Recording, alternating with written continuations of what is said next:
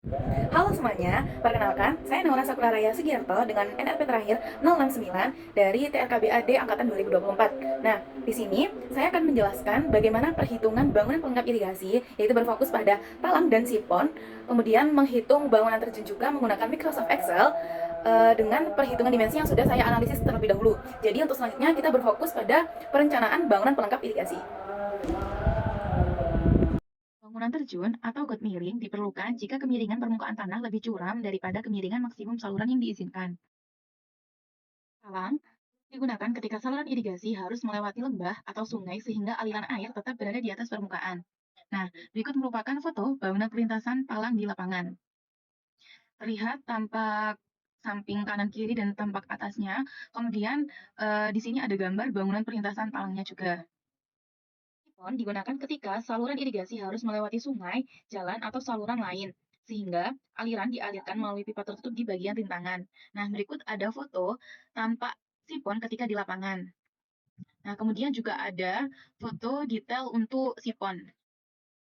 Nah, di sini sekarang kita sudah ada di sheet dimensi saluran pembawa. Nah, di mana di tabel sebelah kiri saya sudah terdapat data peta irigasi yang terdiri dari luas lahan, kemudian ada jenis peta dan kebutuhan air masing-masing peta.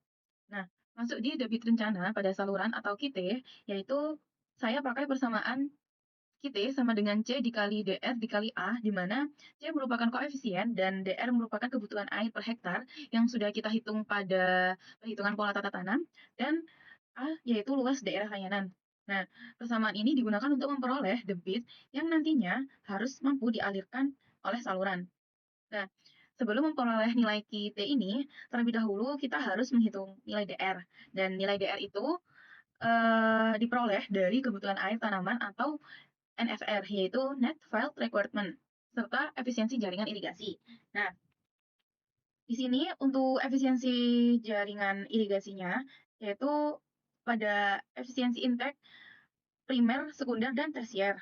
Nah, kemudian di sini sudah ada template-nya, di mana di sini sudah ada tabel besarnya debit rencana saluran primer dan sekunder. Nah, untuk tipe saluran ini kan sudah sesuai dengan skema yang kita gunakan. Nah, di sini untuk daerah wilayah saya, yaitu pada intake, kemudian mengaliri pada saluran primernya, dan kemudian membagi pada saluran sekundernya yang bagian warna kuning ini. Nah, di mana sudah ditulisin untuk saluran primer 1, saluran primer 2, saluran sekunder 1, dan lain sebagainya, yang nantinya kita input pada perhitungan kita.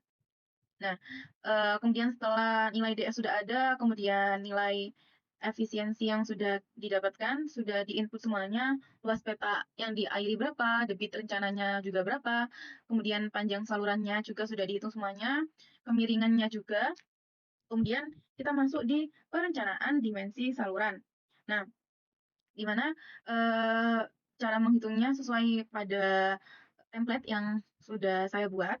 Nah, di sini ada debit rencananya, kemudian ada kemiringan salurannya, tinggi jagaannya, koefisien Stikler, lebar saluran bawah, tinggi air pada saluran, kemiringan talut, tinggi saluran lebar atas, luas penampang, dan semuanya ini kemudian kita cek.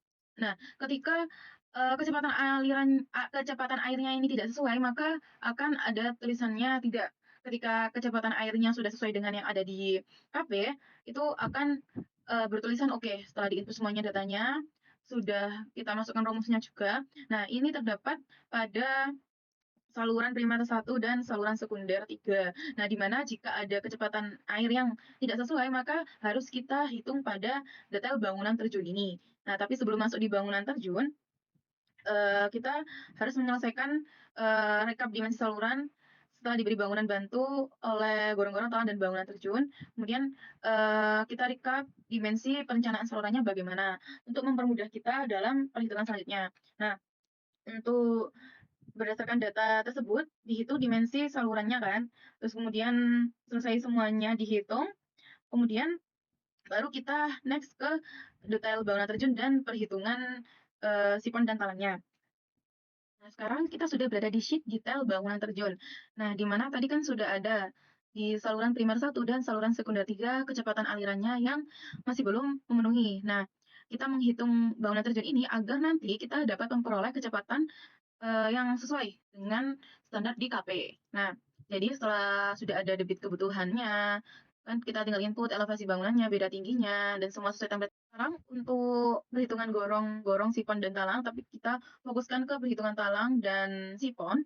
Nah, untuk talang itu sendiri kan nama bangunannya yaitu T1 yang berada di saluran sekunder 1.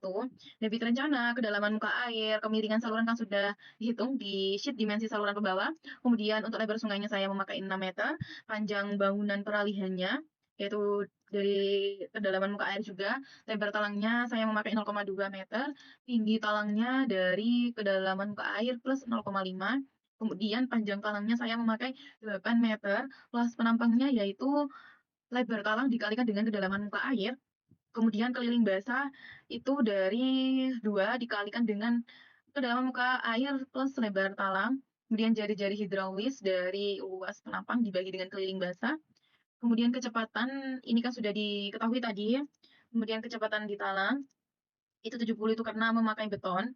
Kemudian koefisien CZ ini dari 70 dikalikan dengan jari-jari hidraulis pangkat 1/6. Kemudian delta H masuknya itu dari 0,5 dikalikan dengan kecepatan di talang dikurangi dengan kecepatan di saluran pangkat 2/2 dikali 9,8. Kemudian delta H keluarnya juga bedanya di 0,65 sama 0,5. Kemudian delta H gesekannya dari kecepatan di saluran, terus kemudian pangkat 2 dikalikan dengan panjang talang per koefisien CZ pangkat 2 dikalikan dengan jari-jari hidraulis. Nah, kemudian delta H totalnya hasilnya 0,0232936 dan fruit number-nya yaitu dari kecepatan di talang, kemudian dibagi dengan akar 9,81 dikali dengan luas penampang dibagi dengan panjang bangunan peralihan. Seperti itu untuk perhitungan talangnya. Nah, untuk sifonnya, yaitu nama bangunannya yaitu sifon 1, terus berada di saluran sekunder 3. Kemudian untuk dimensi rencananya kan sudah diketahui di sheet saluran pembawa. Kemudian kedalaman muka air juga sudah diketahui, kemiringan panjang sifon saya memakai 10 meter, diameternya saya memakai 0,8 meter, dan elevasi sifon itu sudah ada di saluran pembawa untuk elevasi hulu hilirnya. Kemudian luas penampangnya dari 3,14 dikalikan dengan diameter sifon di pangkat 2/4. Kemudian keliling basahnya 3,14 dikali diameter sifon, terus jari-jari hidraulis itu dari luas penampang per keliling basah. Kecepatan di salurannya sudah diketahui. Kecepatan di sifonnya yaitu dari debit rencana per luas penampang. Koefisien CZ dari 80 dikalikan dengan jari-jari hidraulis pangkat 1/6. Untuk nilai S yaitu 0,1, nilai P sebesar 0,2, dan sudut alfa sebesar 30 derajat. Nah, untuk perhitungan kehilangan energinya, yaitu delta H kisi-kisi penyaring atau delta H1, yaitu dari 1,8 dikalikan dengan S per Pi pangkat 4/3 dikalikan dengan sin radian 30 dikalikan dengan kecepatan di saluran per 2 dikali 9,81. Nah, kemudian untuk delta H masuknya yaitu 0,5 dikalikan dengan kecepatan di sifon dikurangi dengan kecepatan di saluran per 2 kali 9,8. Nah, delta H belokan atau delta H3 yaitu untuk rumusnya 1 dikalikan dengan 1 min cos radian sudut alfa tadi dikalikan dengan kecepatan di sifon pangkat 2 dibagi dengan 2 dikali 9,81. Nah, untuk delta H sepanjang sifon atau delta H4 ini dari kecepatan di sifon pangkat 2 dikalikan dengan panjang sifon per koefisien CZ di pangkat 2 dikalikan dengan jari-jari hidraulis. Kemudian ada delta H belokan atau delta H5 yaitu 1 dikalikan dengan 1 min cos radian sudut alfa dikalikan dengan kecepatan di sifon pangkat 2 per 2 kali 9,81. Nah, untuk delta H keluarnya yaitu 0,65, kemudian kecepatan di sifon dikurangi dengan kecepatan di saluran per 2 kali 9,81. Nah, delta H totalnya tinggal dijumlahkan keseluruhannya untuk delta H-nya, kemudian fruit number-nya yaitu dari kecepatan di sifon, kemudian dibagi dengan akar 9,81 dikalikan dengan luas penampang per kemiringan salurannya. Nah, kemudian untuk debit setelah talang yaitu Debit rencana dikurangi dengan delta H total yang sudah direncanakan.